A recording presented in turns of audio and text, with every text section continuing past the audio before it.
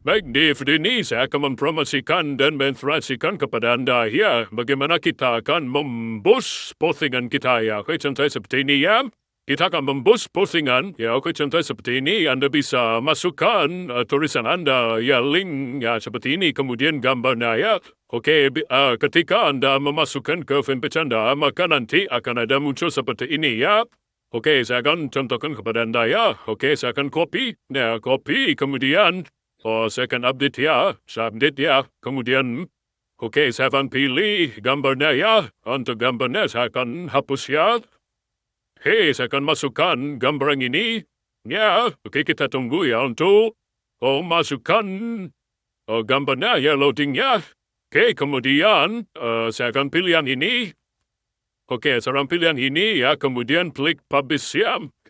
Kemudian setelah kita publish ya di fanpage tersebut, ya maka secara otomatis akan seperti ini ya. Kemudian kita bisa promosikan postingan tersebut ya kepada customer kita yang di sini ya. Saya sarankan Anda mempromosikan perlu Anda di fanpage Anda ya agar mereka tahu ya bahwa fanpage Anda menawarkan suatu produk ya.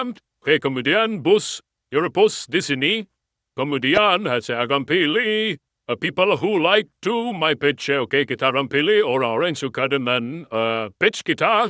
Ya, Anda juga bisa memilih orang-orang yang suka dengan page kita dan temannya. Ataupun Anda juga bisa mempromosikan sesuai dengan target audiens Anda. Ya, biasanya saya akan pilih yang ini ya karena lebih authority ya, lebih karena mereka itu sudah klik like ini ya, kemudian kita akan pilih daily budgetnya, Anda bisa pilih ya.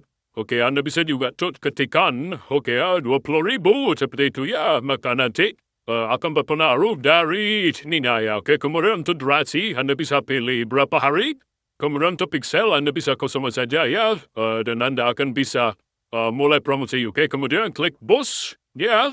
Kemudian Anda bisa mulai promosi, dan iklan Anda akan direview oleh Facebook ya.